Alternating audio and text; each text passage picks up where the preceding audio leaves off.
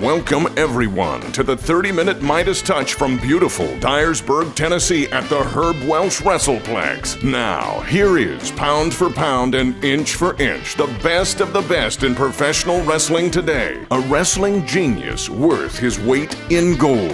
The Golden Boy, Greg Anthony. Welcome, one and all, to this week's episode of the 30-minute Midas Touch. I am your host, the Golden Boy, Greg Anthony, and with me, as always, the magnificent one, Mark Tipton. No.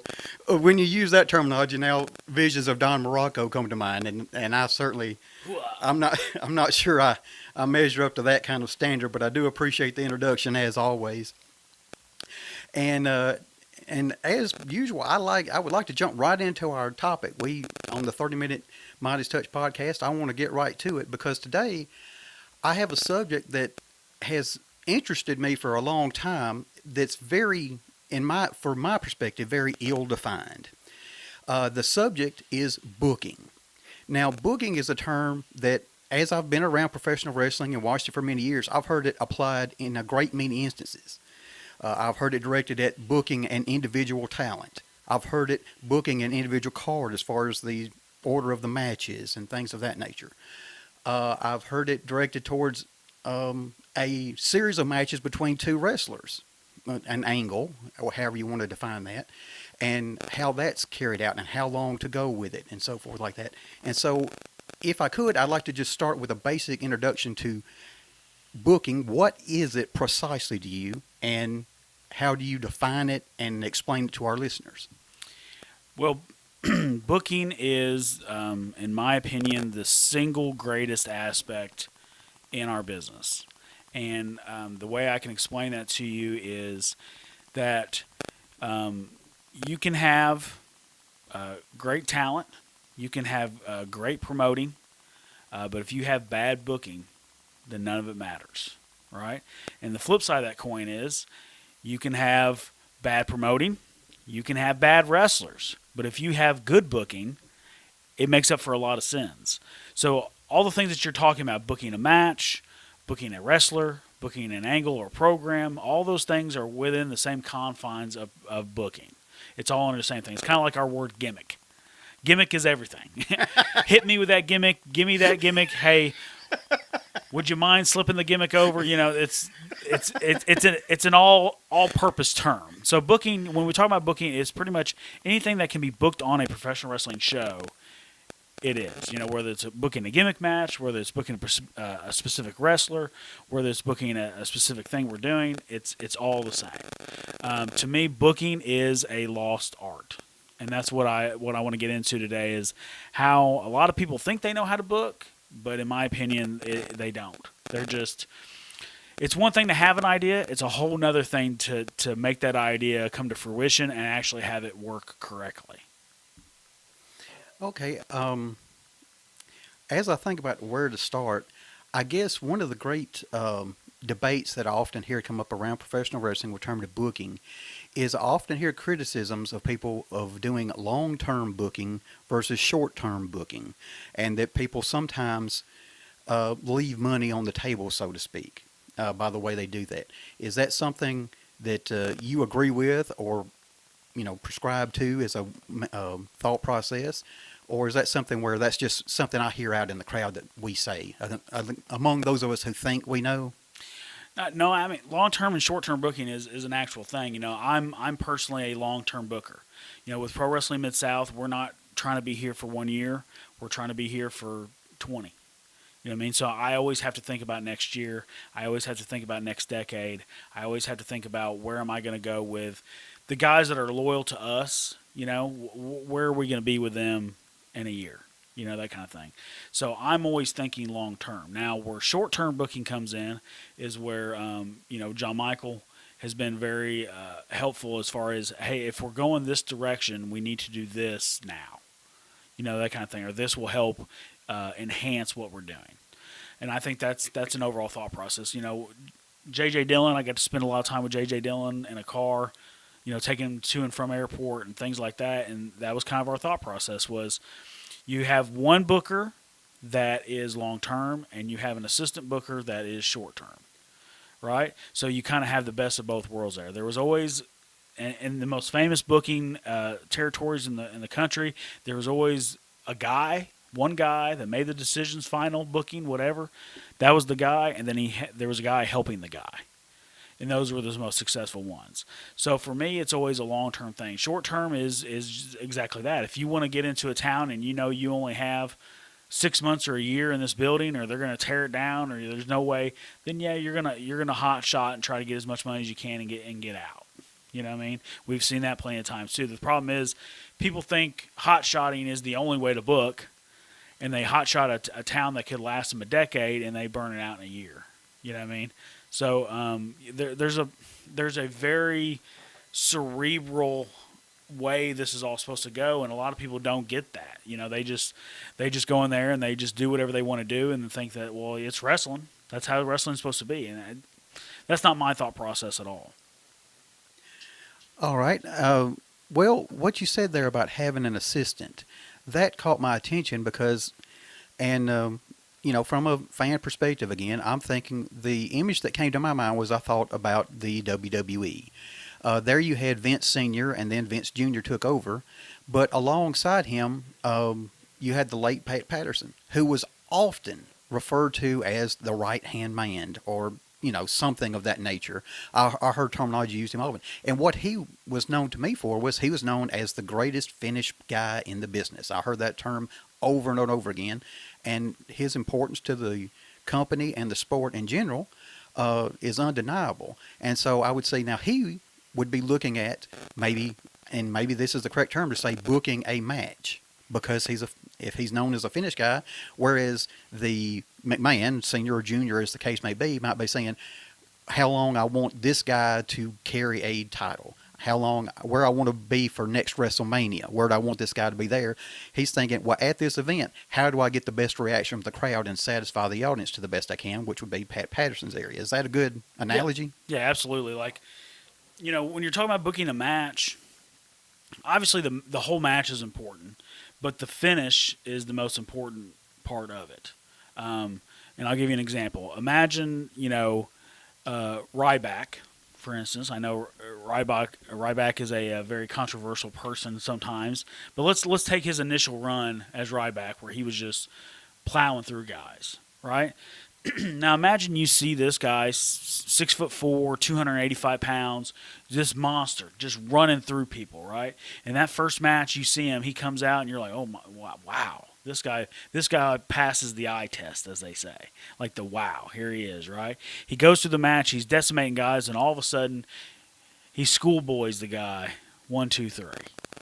You know what I mean? Doesn't make sense, does it? It doesn't feel right in that instance, right? So when you come up with finishes and finishers and things like that, it all has to play into who the guy is and what we're trying to accomplish. You understand? So Pat Patterson was the master of that. Like, if we're telling this story and we're trying to get here, you know, we're trying to get there, then what do we do right here? And he knew what to do, right? Of course, one of the stories I always heard was, you know, Bubba Ray Dudley and I think Jericho and Christian, I think, sat down one time and they said that they were going to come up with the perfect tag team match. They wanted to stump Pat. They wanted to be able to Pat hear the match and go, yeah, that's perfect, right? So they sit there and apparently for hours they sat and put together this classic of a tag team match, and they go take it to Pat, and sure enough, Pat picked it apart point by point. And he was right on all of it, they said. He said that's when they said he's the master. You know what I mean?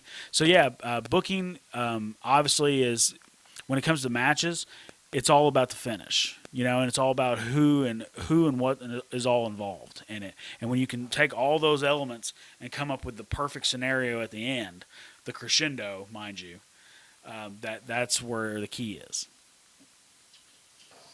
All right. One of the other things I would like to discuss is we talked about if you're looking at booking an individual talent, you mentioned how you would sometimes look at them and say, where do I want to be with this guy in a year? That stood out to me because I thought that is very long-term thinking and something that doesn't always happen in the world of professional wrestling. And I'm thinking, how do you decide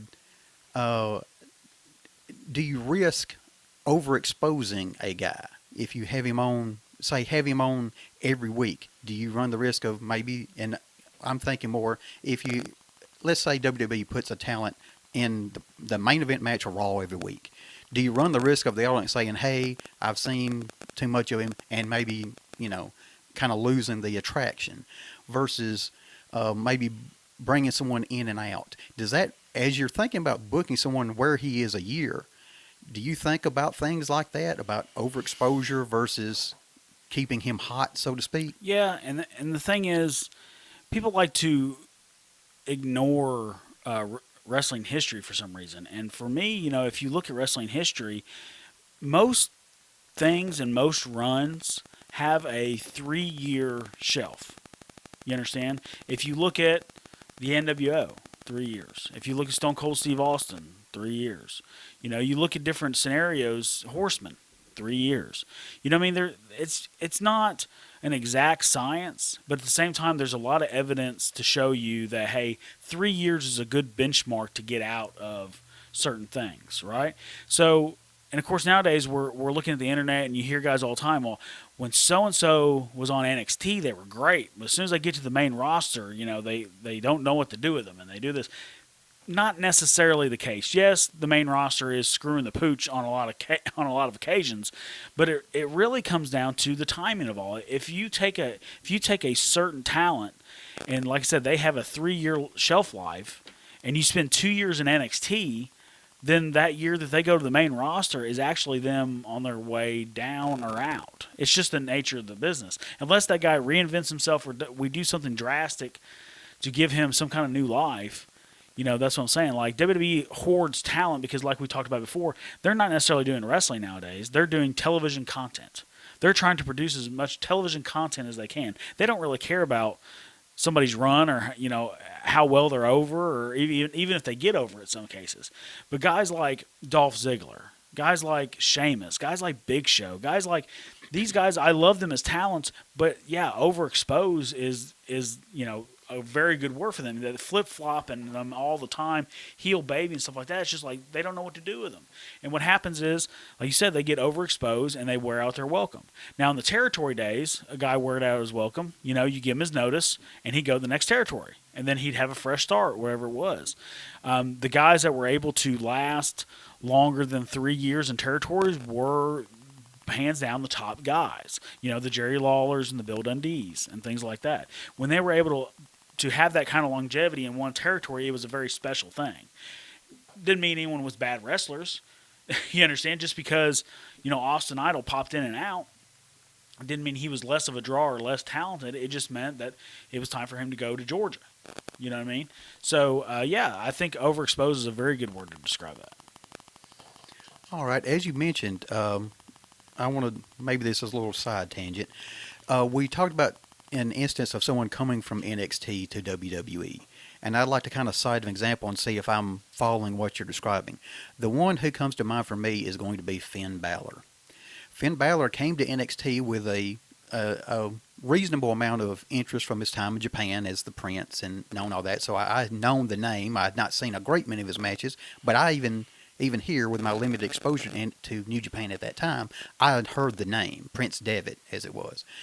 And then he came in, and when he came to NXT, and immediately he got my attention, I became a huge Balor fan. And then I will admit, now, the injury at the beginning, when he came to WWE, let me say that, he came there, I was less than thrilled with his time there. Injury did play into that, but would he be an example? And he's gone back to NXT, and I see some resurgence to a degree. And would he be an example of that kind of situation that you're describing? Yeah, and this is the difference in wrestling now and wrestling then. Like, to me, like, as athletic as he is and as much amazing stuff as he does, he just doesn't have the skill set to be a long-term guy. You understand? Like, when the bell rings, he's the same guy no matter whether he's the Demon or Prince, or Finn Balor. You understand? Like, I think they completely mismanaged the Demon thing altogether.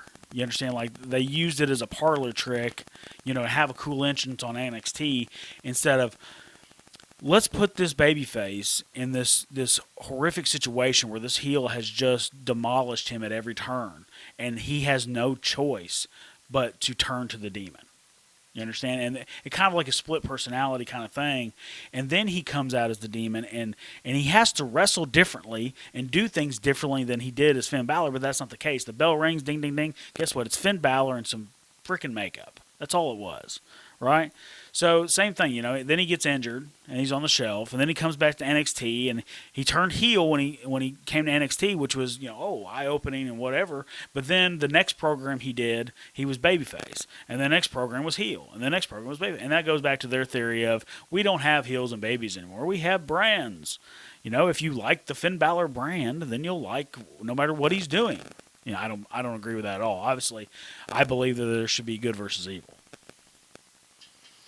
All right. I will say, just as you're talking about a different persona, my personal affection for Mick Foley comes to mind, because I remember that was the way he would use Cactus Jack. He would be, you know, Mrs. Foley's baby boy or Mankind or whatever it would be. But when the situation got tough, say he and Triple H had a series of matches that was going to end in a street fight, a last man standing. I believe his last man standing was one match they had that stood out in my mind. I believe that was it. Then he would all of a sudden come out as Cactus Jack, and the reaction and that it would get would be different. Now, even though it's the same person walking down the ramp, and I thought that was an interesting thing, and I appreciate you indulging me on that tangent. As we talked about booking an individual, thinking where is he going to be next year, and the kind of things that you might do during that year to get him to the end point that you had in mind, is there ever a situation where the talent doesn't necessarily understand your long-term vision and maybe doesn't really agree with where you're asking him to go in the short term because he doesn't look at it in long term the way you are? Is that ever an issue that arises as you're booking a particular talent? Yeah, I mean, it's just like anything else. And that's one other thing is people don't understand that true wrestling booking is very organic. When I say I know where I want to be in a year, that's because I believe that this talent has the ability and the skill set to get us to that year, right? And sometimes we make mistakes with that. Like we had a young kid, you know, he was a good little baby face. He did a lot of good work for us. I went down with the heart surgery. I was out of the ring for 4 months, and we chose him as the next logical babyface to step up in my place. Didn't work.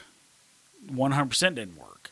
And it was just because his style and his mentality, and you know, we tried to put him in the best situations possible, but he just didn't have the skill set to be that person. He was a great middle of the road, hey, the young girls like him, he does some pretty cool stuff, babyface. But he wasn't ready to be the main event, hey, people are going to want to see him kick this heel's ass, you know, kind of babyface. So we live and we learn. You know, there was a situation too where we were in Ripley where we had a young guy that was big and he was tough and he was rough, and but we put it wasn't my decision, but I was part of the process. You know, we put the title on him, and then all of a sudden we're having to carry him through these main event situations, and he just wasn't ready. You know what I mean? So we told him that. You know, we were very honest with him. Hey, listen, you know, this is our fault. You just weren't ready for this spot. You know, we took the title off him, did whatever with him for a year, let him season some more, put the title back on him a year, and then he was ready then and had a really good run. So it's a very organic thing, and that's what people don't understand. Like they just come up with ideas like, well, I want you to be Stone Cold Steve Austin. I want you to go out there and do this, this, and this, and it'll get over because Stone Cold Steve Austin got it over, right? Not the way it works at all.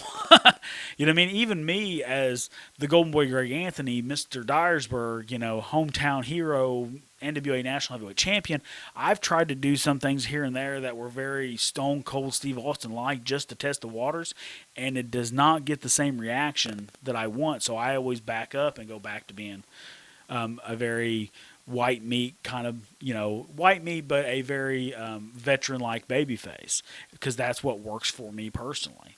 And that's what people don't understand. They just come up with ideas and think, oh, this has to work because it's wrestling.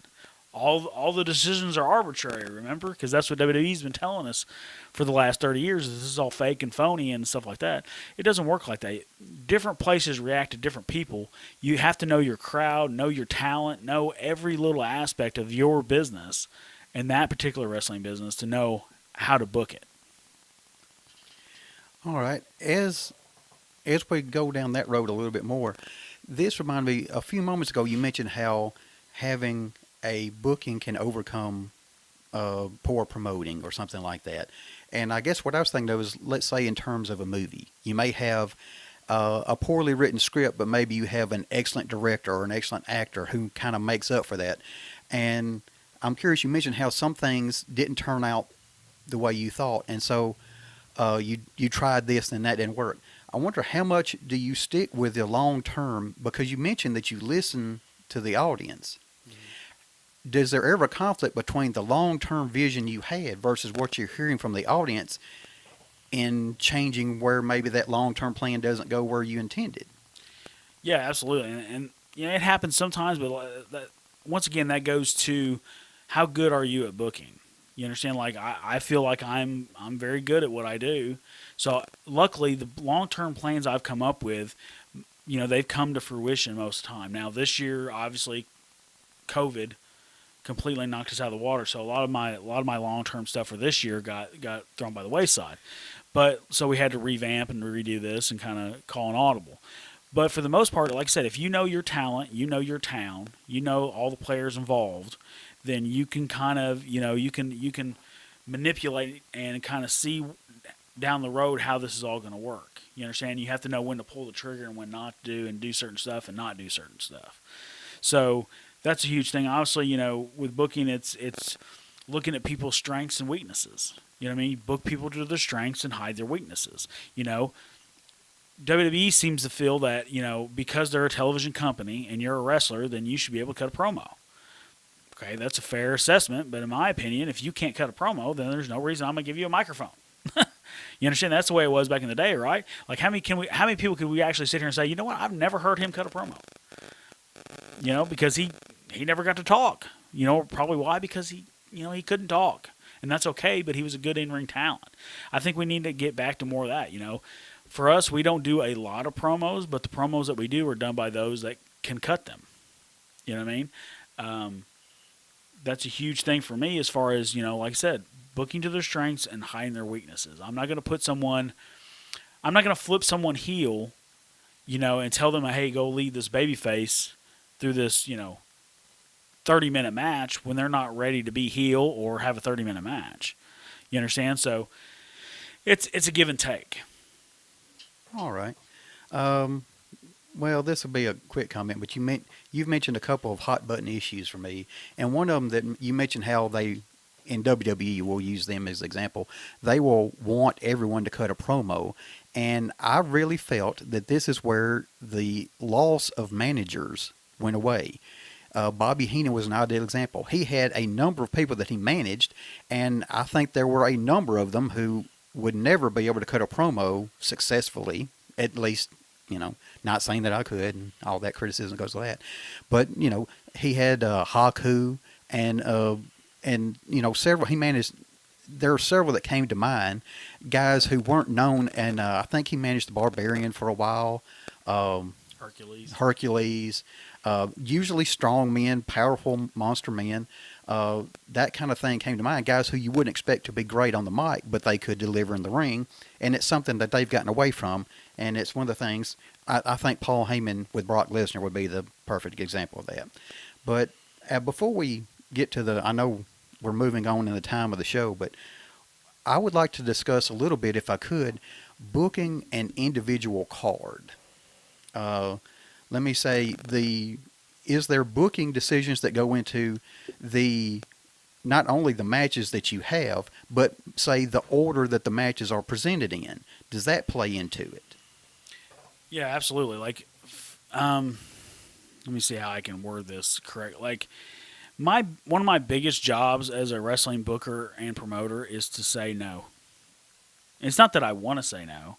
It's just that ends up being one of my primary jobs, because when a guy comes and pitches you an idea, he's pitching you an idea from his perspective for his position within the company. Me as a booker, I have to look at the whole company as a whole. I have to look at the whole card. I have to look at everyone, through a very wide lens as we're talking about, right? So, there's, when we're booking a card, there's even stuff like how many matches we have. You understand? Like, I'm a very stingent 5-match guy. And that's because when you're booking long term, like I do, let's do a little bit of math here, ladies and gentlemen. If you have your roster and you look at your roster and you have, because we want to use round numbers for this so we don't confuse anybody, you take your roster and you can possibly have 100 matches out of your current roster, right? If I do 5 matches a week, that's 20 weeks worth of unique matches, right? If I do 7, that's only 14. So I just saved myself 6 weeks. You understand? So, and I think a lot of people just take that for granted. Oh, we'll have 7, 8 matches. Well, you've been to some of these shows around here, Mark Tipton, where they have 13, 14 matches. They go to 1 a.m., things like that. So all these things play into it. We have 5 matches. We go 2 hours, 3 hours if it's a bigger event. You understand? But we mostly try to stick to something that is digestible for the average fan. We never want people to say, oh, what are we still doing here? We want people leaving going, man, I can't wait for the next one. So yeah, we look at things as a whole. I look at match placement is important. Intermissions, where the intermissions lie. Who is the main event? Who's before intermission? You don't want to put two tag matches next to each other. Just little things like that. If this finish is using a chair, then you don't want to use the one that's using a chain next to it. There's all kinds of variables that go on with a lot of this. So yeah, booking has its own set of, like we talk about rules, but rules, there's always exceptions to the rules, but it doesn't change the rule. All right. As an example on this, I'd like to just me as a viewer. There was a period of time in the WWE where I noticed that a consistent theme at the beginning of each pay-per-view was a match that would feature it was always the Hardy Boys with someone in a tag match that would open a pay-per-view. They went through a stretch of time we're doing that.